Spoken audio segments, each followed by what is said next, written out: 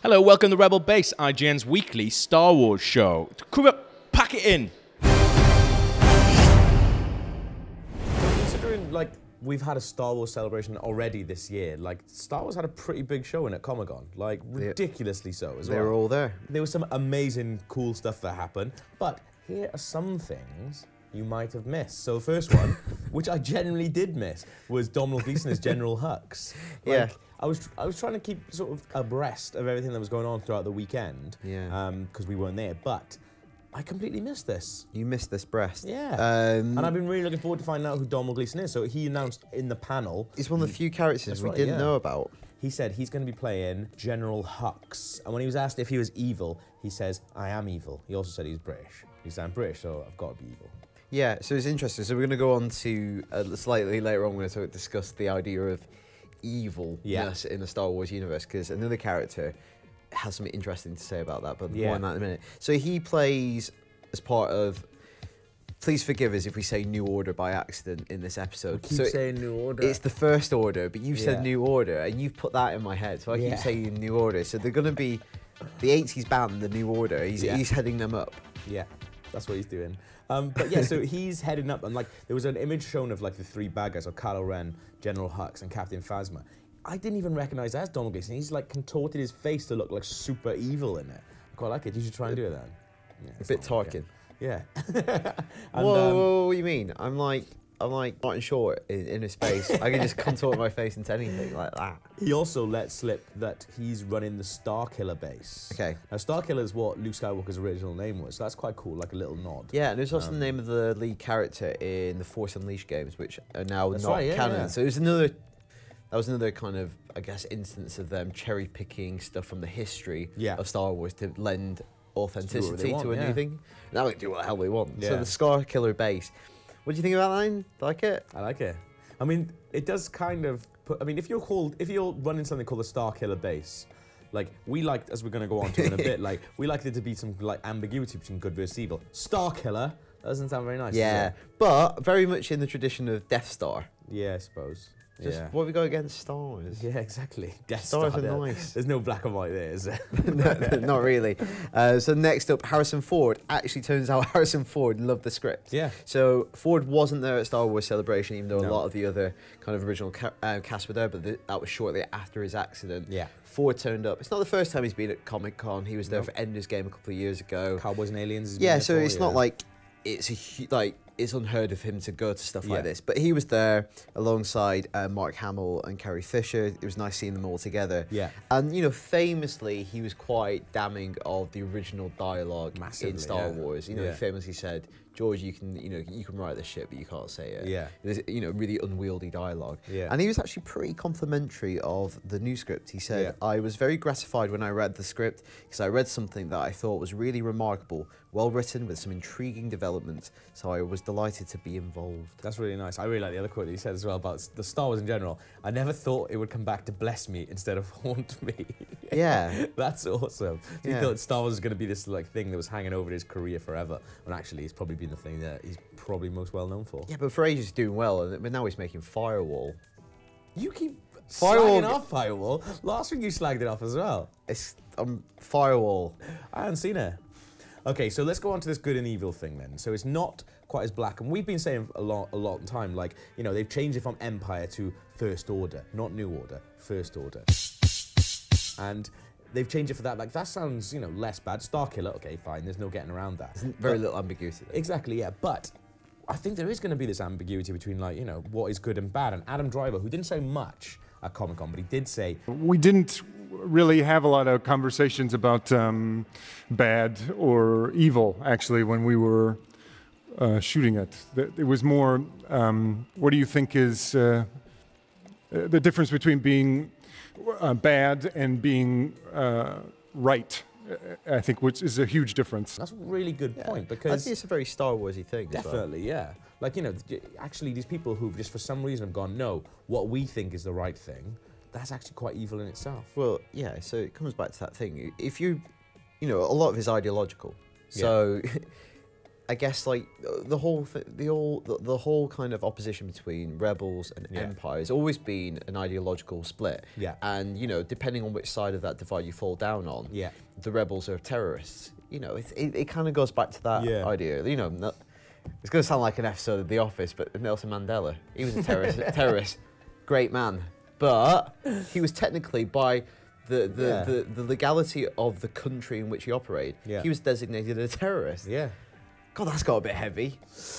Let's go on. Some anyway, good news. Some good news. Rogue One starts shooting in 3 weeks. Awesome. So less than 3 weeks now. Yeah. Because Comic-Con was at the weekend. Yeah.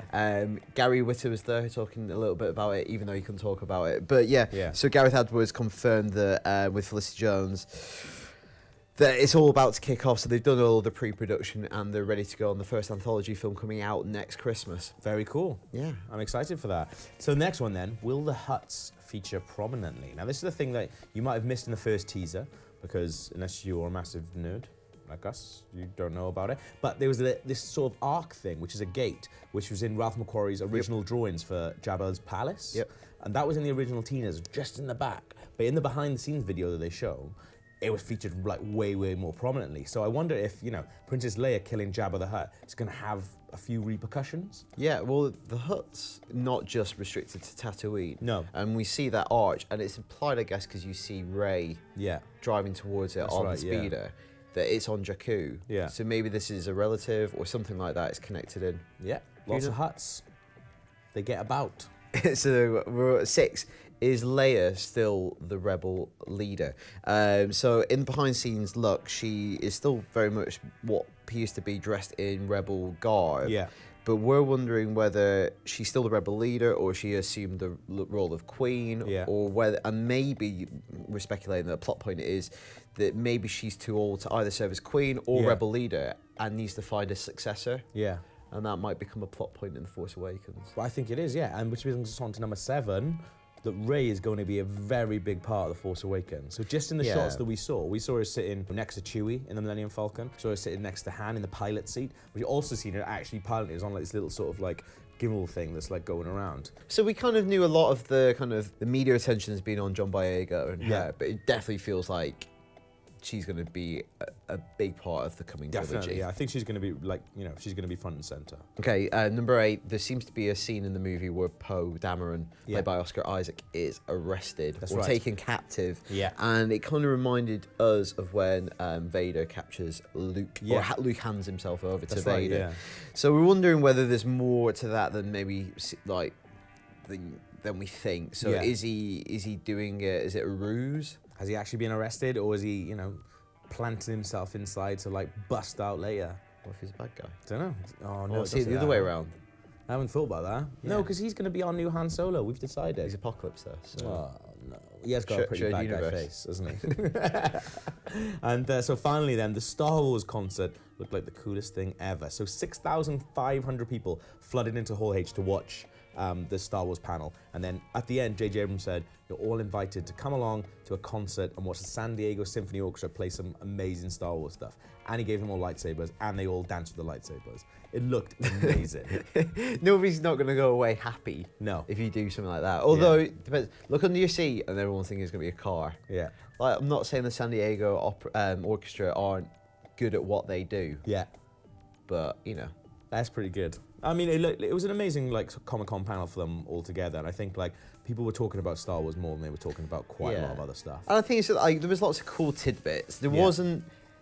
If beforehand I thought maybe they would have gone a bit bolder and announced some of the names of the other movies. Yeah. And the spin-off. I know Han Solo, they didn't really talk much more about that. Well, I guess they had just announced it the week before. You kind of wonder like why they didn't hold on to that for the panel, I suppose. Yeah, like a big announcement, but like. It's cool to get, and if nothing else, just that kind of behind the scenes, like little mini documentary was worth it alone. Yeah, so good. And the music's really good. And not that I don't think that's like, obviously that's not a disingenuous piece to put out there, but obviously this is going to have way more practical effects than any of the prequels ever had.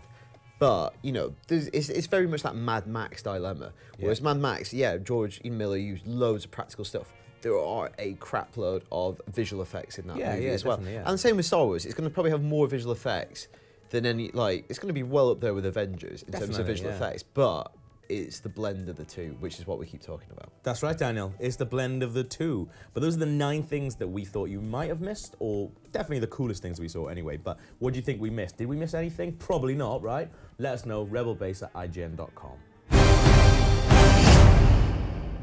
Time for another edition of Force Feedback, where we read out your feedback in a forceful way. And force like the Force in Star Wars. Oh, is that what it's... And this is a Star Wars show. So here we go. Robert Watson says, in the latest episode of Rebel Base, you mentioned a fellow viewer commented that Kylo Ren could be Ezra Miller from Rebels.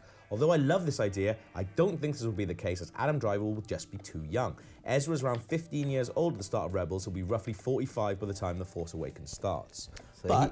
So he did what we didn't do, which was actually add up numbers. Research it a little bit. Yeah, but that doesn't make a difference though. He's in space. Surely, like, age is not the same thing in space. Yeah, we've all seen Interstellar. Yeah, exactly. So it's fine.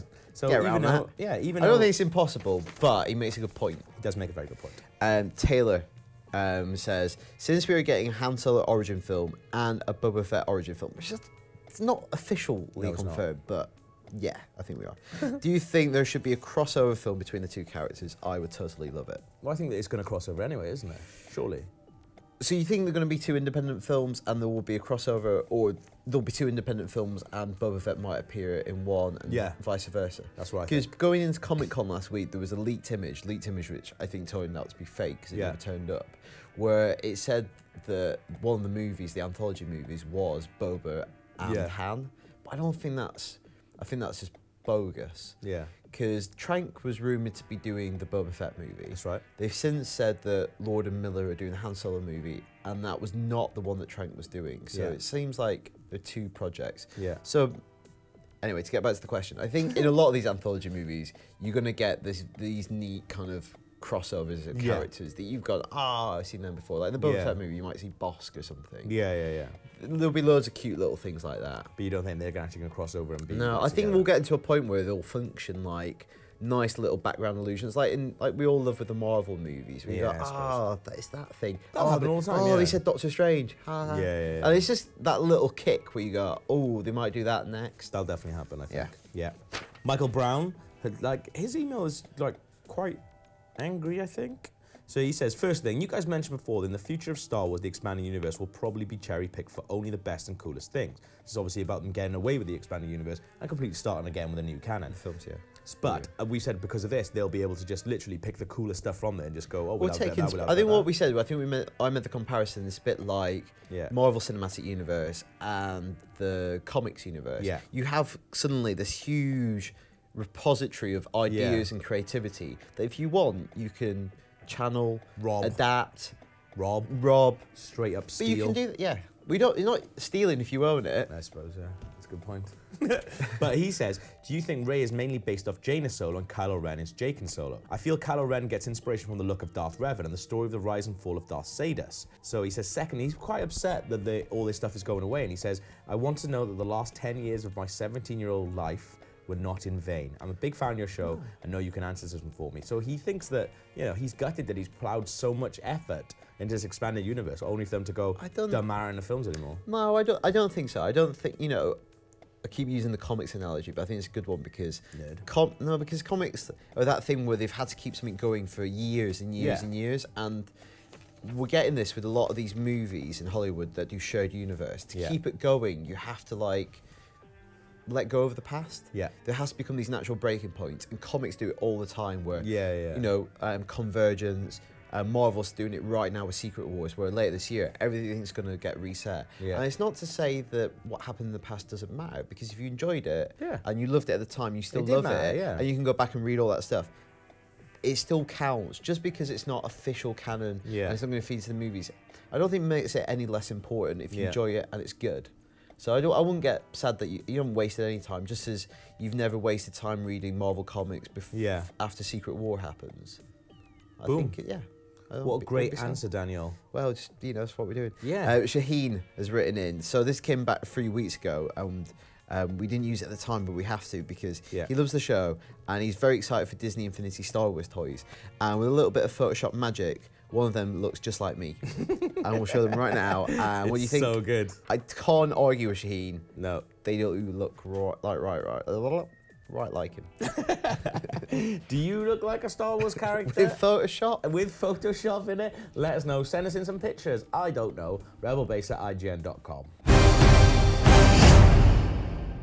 Something in Comic Con that I was really interested in, as always, is the toys. Because there's lots of good toys. Because you're a child.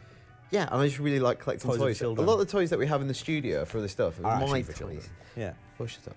And some of this stuff is actually coming later this year. Some of it's not. You're going to have to get it on eBay because it was Comic Con exclusive. So we're going to go through some of the stuff that was basically just at the show and we really liked. So the first up is the Sideshow Hot Toy stuff, which is ridiculous anyway. Yeah. These are the super high-end collectibles. They do loads of stuff. There's comic book stuff. Yeah. And they showed off some new Star Wars ones. Now, there's two in particular, maybe three actually. Two in particular that really caught my eye. One was a 6-scale TIE fighter, which is ridiculous. I don't know how much that's going to be, but I'm just terrified. But I'm sure it's a lot.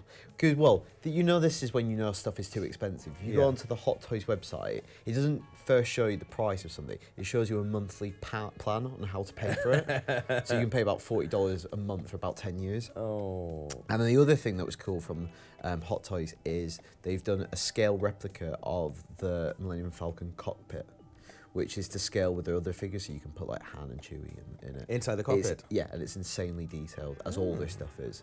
So it's just the cockpit? Yeah, so you can kind of look through, and you can also look through the other way. Right, okay, yeah. Maybe use some pictures instead of my hands to really illustrate this. Yeah, I'll do what I want. But yeah, that was really cool. So we're going in the high-end stuff there. Yeah, that's really cool. The second one is the new Black Series toys, which includes the awesome First Order TIE Fighter. But what's that red about then? We don't know yet. It's just cool, isn't it? So in the behind-the-scenes Comic-Con stuff as well, you see one of those like just being destroyed as well. Yeah. So I wonder what's going on. That's like one. Also, that's cool. I know with toys and with grown-ups that have a wage buying toys, your idea of good value is completely skewed. Yeah. But that's $160, which I actually think is too bad. I don't know, man.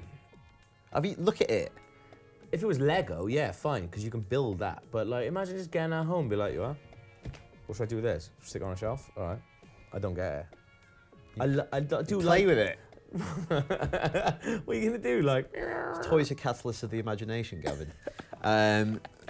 So okay. Next up is like loads of cool Boba Fett stuff. We talked about this. Like, Boba Fett's really cool to do stuff with anyway. So there was another Hot Toys collectible that they unveiled there, which is insanely detailed and really expensive. But there were a few other things that I really liked. I really liked this one over your shoulder. Yes. Which is based on the 3 3/4-inch Kenner toys that they released for droids. And what they did is they've scanned them and blown them up to about like 18 inches. And you can even buy him in a box that looks like original packaging, like just a big action figure. Yeah. And I really like it because I love how crap it looks in a way. Yeah, it reminds me of the Robot Chicken stuff. Yeah. And they also did an R2 one there from the Droids cartoon. And it just looks so crap. Yeah. Especially being at that scale. And I think that isn't just beautiful at the same time. Yeah, lovely. I really like it. What else is on there? So they also did a bust of the white prototype armour by Ralph McQuarrie and Joe Johnson, which was actually a little bit classier. Yeah. But I also really like that. Bit classier. Well, $120. Too classy for me. It's too classy for me, boy. Okay, let's go on something less classy and more suited to Lego! you. So there was no Force Awakens stuff? No, which is a bit of a shame. But I imagine it's probably because maybe they don't want to reveal the look of stuff like too soon. You've seen that in the trailer, but maybe those sets have other figures or minifigs that they don't want to reveal yet. I'm just saying, I'm just putting that out there. I don't know. But there's some new mini diorama sets. There's a scene from Dagobah featuring Yoda's hut, Luke's crashed X-Wing, and an R2-D2 minifigure. Yeah. $39.95. Which is quite expensive for a mini set. So Comic-Con, Lego do quite a lot of them. They did, that's diorama, mini diorama. Little. They did a really good one of Superman, like the first cover of Action Comics. But yeah, this one, there's not much to it. But it's quite cute, and you get the little R2 minifig, which is quite cool. And there's also a buildable First Order figure, but that's not available till January. Yeah, I don't really like them per se. Why? Well, Lego action figures, I'd just rather have the minifig rather than an action figure built from Lego. But that one looks cool. Okay. Well, you put it on the list, mate, so it better be. Yeah, that's why I put it on, but I'm just like caveating it. So Funko, Funko are taking over the world with their pop figures. You like Funko, don't you? I do like some Funko. I've got like one in my eye line. I've got a Pennywise the Clown Funko Pop, and their licensing team has gone into overdrive. You can get Funko Pop anything now, like Orange is the New Black. They've just announced. What? I know, Breakfast Club. I like that. I know, but like they've got license to everything. But something that's not yet caught on big time from Funko, because they've got other lines, are these things called Hikari, and they're Japanese vinyl style figures. And I was kind of recently tempted to buy a Batman one. And what they had at the show were they did a Boba Fett one, they did a Clone Trooper, but the one that I really liked was the kind of matte Vader. And they were selling these at Star Wars Celebration when I was out there. They went instantly. People like queued up to get them first thing in the morning. Wow. And they're just really cool, super deformed. And something about the art style is just kind of slightly eccentric. I really like them. I really like them. Lovely. And finally, the First Order Stormtrooper Hot Wheels. Why have you given me this one? It's the worst one. No, you said that it looks like the coolest thing I've ever seen. It's a Stormtrooper car. I think we like, so it's 5 toys, one that, and then one that we think is a little bit rubbish. Car? Where's the Spider-Man car? So this is $10. Exclusive packaging. Is out in December, just in time for Christmas. That's good, isn't it? Mental.